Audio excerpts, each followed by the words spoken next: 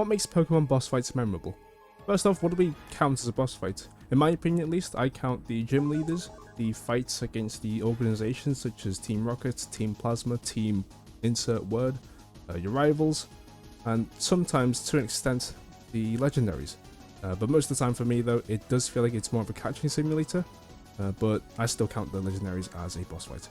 Now when it comes to memorability, I feel like there are three key aspects that they all have. First off is a good theme, second off is how difficult the fight is, and third is the type of Pokemon they use.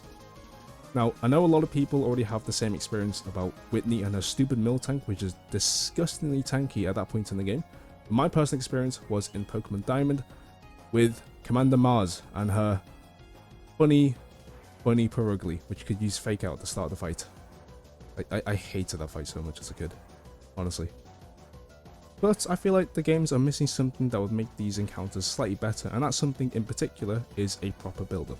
Not to say that the games don't do this. Some good examples are N from Pokemon Black and White, and even Lance from Heart Gold Soul Silver.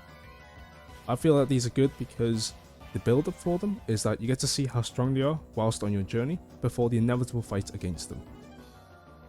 And again, if this is done more often in the more recent games, I apologise, I've not played them, but I'm doing this video mainly to kind of highlight the build-up done in a different game. And surprise surprise, because my first video was a Pokemon Mystery Dungeon game, you guessed it, it's also about Mystery Dungeon this time around. Now, there are two build-ups I want to talk about, and they're quite early on in the game, for two reasons. The first one is I don't want too many spoilers, I want people to experience the game as I did.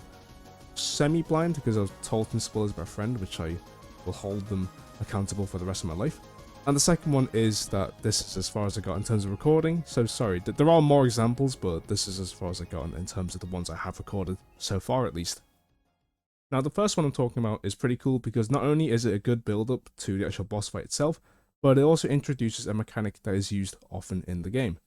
Firstly, you get introduced to these brothers. One is a Marill, one is an Azurill, and no, I had the same thing, I thought Azurill was a water type. No, it is a normal type. I mean, look at this blue colour scheme, and the fact it evolves into a water type. Clearly a normal type. Anyway, to go do the shopping at the Kecleon market, get an apple, drop the apple, we help pick it back up and pass it back to the Azurill, but in doing so we trigger the story event, the Dimensional Scream. I should mention that at this point in time, the Dimensional Scream isn't really explained about what it is or what it does. With hindsight, the whole point of the Dimensional Scream is that it gives you some sort of vision, either past or future, about an event that occurs. So at this point, your character has no idea what that vision was, so they are rightfully confused. In this case, we don't actually see it, it's actually an audio clip. But then, a minute afterwards, we see this. The context of this is that apparently Drowsy has found a lost item that the Marill brothers had lost at some point, but Drowsy knows of the location, so decides to help them. However, at some point, our character makes contact with Mr. Drowsy, and subsequently triggers yet another Dimensional Scream. But rather than an audio cue, it's a visual cue, this time of Drowsy all alone with Azurill. And the way that Dimensional Scream portrays him is quite bad. After this, we get snapped back to reality, and then we start kind of questioning ourselves, thinking, that seems quite odd. We show a concern to our partner, but the partner is not convinced about this, because we literally just seen Drowsy being helpful to the Marill brothers. And because of this, we get convinced by our partner Pokemon that maybe it's just a bad daydream and we're just tired, so we just go back with our day, moving on as if nothing happened. We go back to the guild, we get taught about Pokemon bounties by Bidoof, and suddenly the board shifts. And this happens whenever the board needs to get updated. However, after this happens, our partner realises there's something weird on the board. It's a slow realization that actually, the Drowsy we just spoke to is indeed an outlaw. So we hurry off to the dungeon, and once you clear the dungeon, you find Drowsy there, exactly how you saw in your premonition, with Azurill, finding out that he's actually trying to use Azurill for his own needs to try and get some treasure. But before we can apprehend this villain, our partner Pokemon starts to tremble in fear. Drowsy notices this, and because of that, he starts to taunt us. Starts to ask, truly, can we confront this outlaw and bring him to justice? The build up to this boss fight is done very well in my opinion, purely because it introduces two characters which are actually used later on in the story again. as well as two other mechanics used in the game. The first one is a story mechanic, which is the dimensional scream, and the second one is the bounty system in the guild. The next one I'll be talking about is the guild's expedition to Fogbound Lake, and as the name suggests, this is an expedition set up by the guild to go to a place called Fogbound Lake. I hope I made that very clear. Now, one of the key pieces of information you're told is that this lake is actually home to a guardian called Uxie, whose ability is to be able to erase memories. Now, this is pretty important because in pretty much every single Pokémon Mystery Dungeon game, you play as a human who's lost their memories and has become a Pokémon. This gives you some personal stakes. You want to try and speak to Uxie to see if they're the Pokémon that actually erase your memories. Then you get told that the guild's main concern is to somehow lift up the fog because it's obscuring every single thing in view. Your partner Pokemon somehow just finds a rock at the side of the path which is incredibly warm and decides to keep it. Proceed on with the story and you find out there's actually a small statue of a Pokemon. If you don't play Pokemon, the game kind of tells you who it is and you find out it's actually Groudon. Touch the statue, a dimensional scream occurs, and you find out you have to interact with the statue by placing that stone you found inside the heart of it. Now with the fog cleared, you can go onwards, trying to find Fogbound Lake, but you get stopped by Team Skull. Team Skull were already established as an antagonistic team, not necessarily evil, but they act as an obstacle for the player. But in a case of right time, right place, Wigglytuff, the guild leader, appears, kind of stalls them and kind of orders us to go on ahead without us, leaving Team Skull to kind of face Wigglytuff. You don't find out until later, but Wigglytuff actually beat Team Skull up. But other than that, you and your partner Pokemon go on ahead, going past the Groudon statue. But when you think about it, this is kind of weird, because the game literally tells you that the Guardian is called Uxie, and you just found a statue of a Pokemon called Groudon.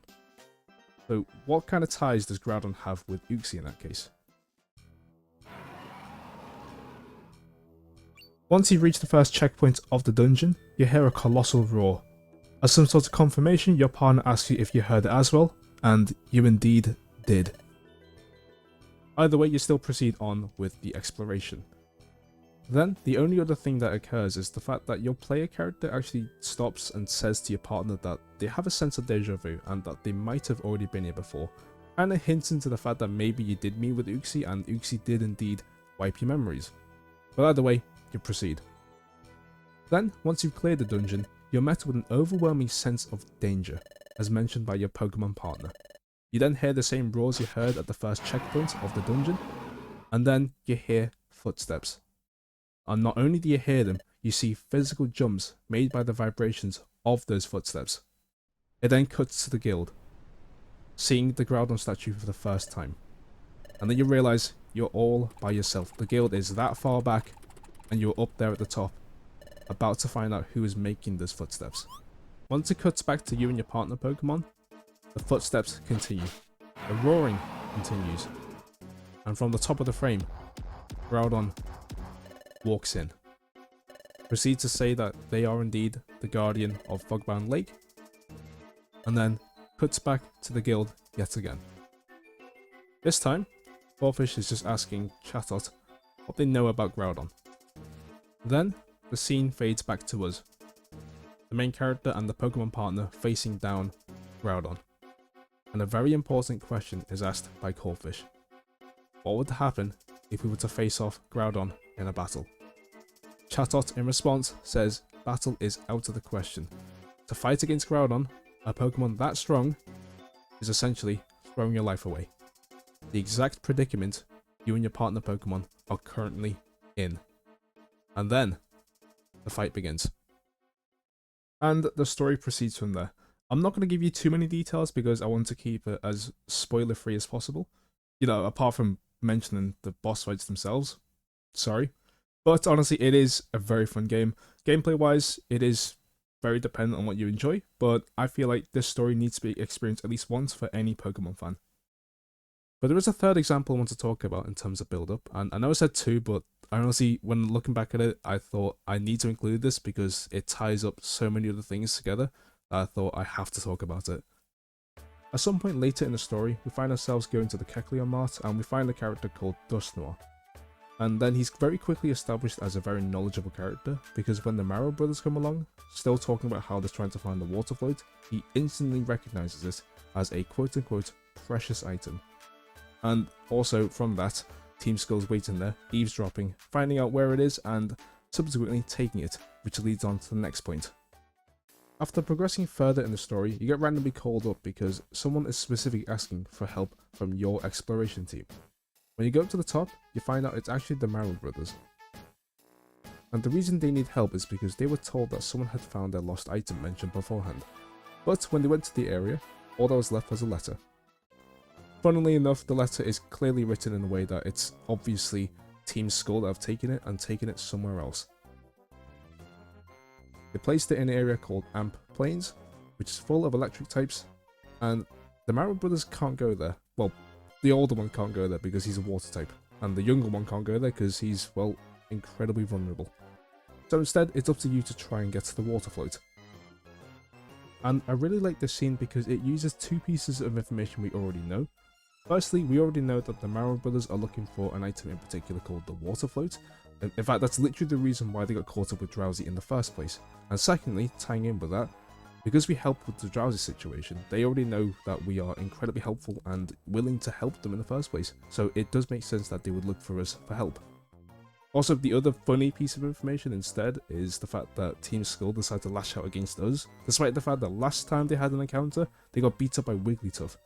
Not us, but they decided to, take it out on us, the supposedly weaker team, I guess.